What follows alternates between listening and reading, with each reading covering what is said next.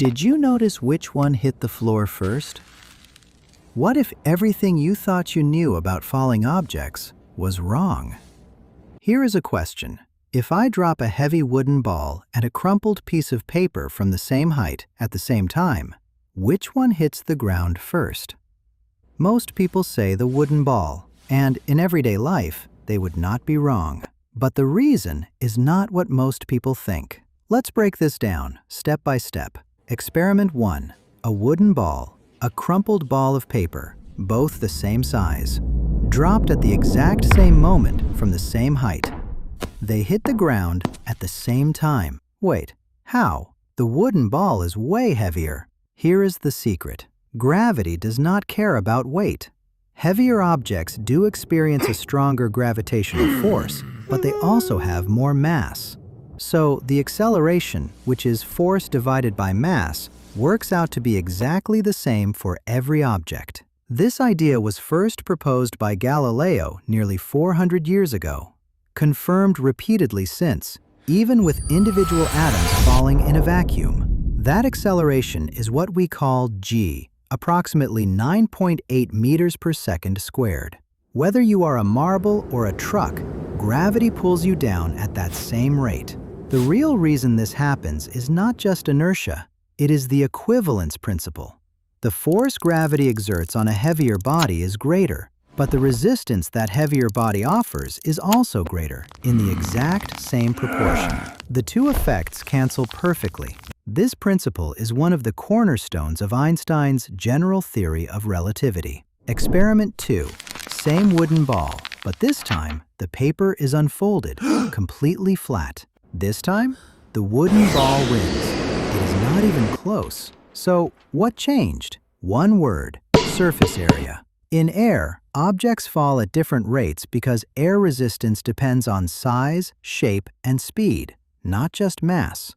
Larger, lighter objects experience more air resistance relative to their weight, so they fall slower than smaller, denser objects. When the paper was crumpled, it was compact, almost ball-shaped, minimal surface exposed to the air. But unfolded, it is now pushing against a huge wall of air molecules with every inch it falls. That creates drag, an upward force that fights gravity. And because the paper is so light, even a small amount of drag is enough to slow it down dramatically. The wooden ball? Dense, compact, small surface. The drag it experiences is tiny compared to its weight, so gravity wins easily. In air, objects eventually reach what is called terminal velocity, the point where air resistance equals their weight and they stop accelerating. For the flat sheet of paper, that terminal velocity is very low. For the wooden ball, much, much higher. Now, the ultimate question. What if we removed the air entirely? We place the flat sheet of paper and the wooden ball inside a vacuum chamber. No air molecules, no drag, no resistance, just pure gravity. What happens? They hit the ground at exactly the same time. And this is not just theory. During the Apollo 15 mission in 1971, Commander David Scott provided one of the most iconic demonstrations in scientific history, dropping a feather and a hammer on the surface of the moon, where there is no atmosphere. They landed at exactly the same moment. In a vacuum, a beach ball falls at the same rate as an airliner. The shape does not matter. The size does not matter. The weight does not matter.